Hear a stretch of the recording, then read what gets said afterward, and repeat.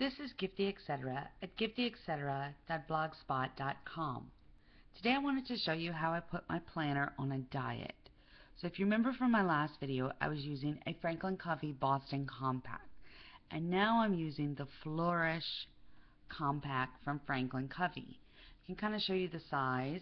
So you could see the tip top of my hand is at the tip top of the video. I know that's not quite in the screen. Let me lower that to show you. So tip top of my hand.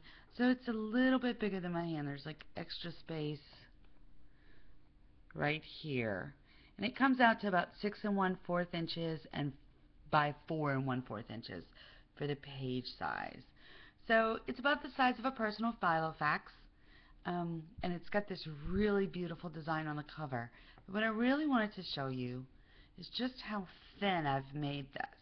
And it's very thin and it's very light. There's not a lot in there. So I wanted to give you some ideas about how you could streamline your own planner so that you have plenty of planner, you have everything you need with you, but you have more space to work in. Let's go ahead and open up the insides and take a look at some of the things that I've done. So here you'll see that I only use 2 ink pens, and the biggest problem with this non-leather synthetic planner is that it does not have any pen loops. And so you'll see that I just kind of attach the pens on either side to the little pockets themselves. But it works out well. There's plenty of room to do that. I don't keep a lot of stuff here in the pockets, just a little bit. I have some checks to deposit today, and I have a wedding invitation, my little cards from my doctor about my surgeries or doctor's visits or whatever. Right here is my dashboard. It's generally a blank sheet of paper, and you can see where's a blank sheet of paper, but I went grocery shopping this week, and I do keep my groceries right here on the top of the list. I don't have a special section for them. That is really important because that is going to keep your planner in line. Next I have projects. You'll notice that a lot of these are highlighted. If you follow my blog, you know I highlight to scratch things out. Right now the only 2 projects that I'm tracking in my planner are blog ideas, just because sometimes those come to me when I'm not at my computer, and my weight.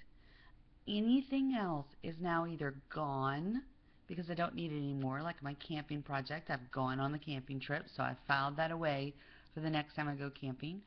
Or it's something like my sister's baby shower. Well, she's had the baby.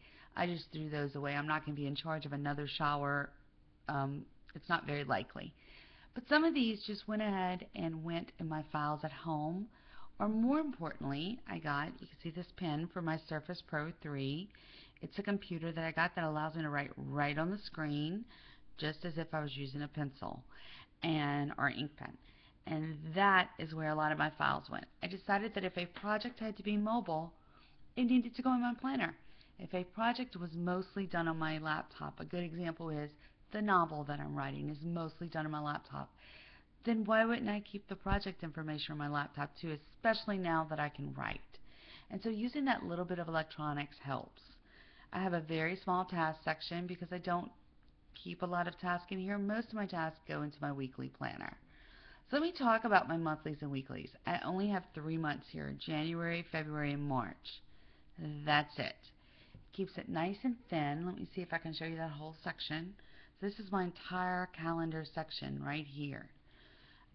If I go to the today marker, I have the month filled out, but notice I don't have a whole bunch. I have one sort of magnetic page marker right here. I don't have a whole bunch of stuff, so I can keep this page pretty thin. Same thing with my weekly page. I don't have a whole bunch of stuff. Where I have these magnetic clips to keep the weeks together, and where I have the little arrow to show what day it is, that's about it. And I don't have a lot more other than that. So it stays pretty thin and pretty easy to use.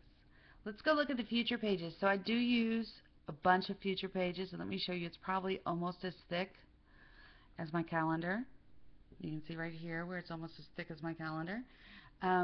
I use one for each year, for each month of the year on my yearly pages, so things that happen all the time. And then I have these highlighted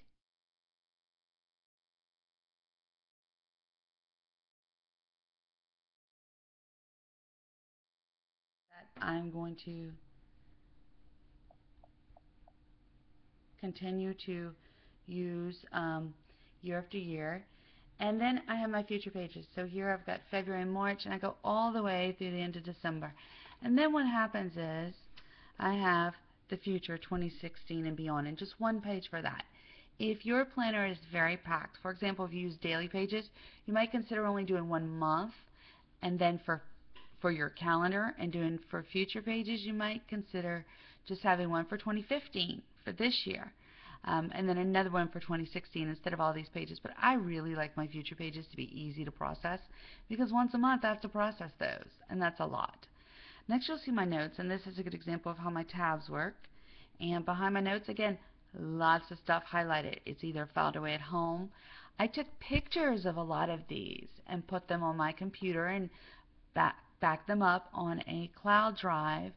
So I have pictures of things that I might want next year.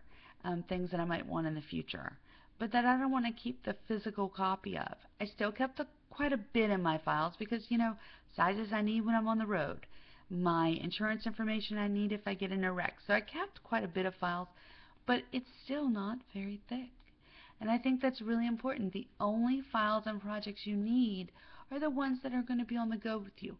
If you choose not to use electronics, and I understand that because I hate to type, and I totally get that you might not want to type. If you choose to go that route, go ahead and just make a planner from home. Use a cheap planner and put the rest of the files and the projects in there, just like you would this on-the-go planner. It's a really easy way to take care of stuff. I don't keep a bunch of supplies, but I do keep a few. So you'll see, I have little tabs and little post-it notes, and some right here I have some stamps. And then I have sort of a gratuitous thing, but it reminds me of some of my friends. A friend who quilts made this little ornament for me, and so I keep it. And a little bit of spare paper, not a ton. That's it. So now I can pick up this planner. It's really beautiful. I can take it everywhere with me. It still has plenty of room to take notes or do whatever I need to do. But for the new year, I've put my planner on a new diet, and it's going to be a lot easier to use it. And after all, using your planner is the most important thing. This is Gifty Etc. Please visit my blog at giftyetc.blogspot.com.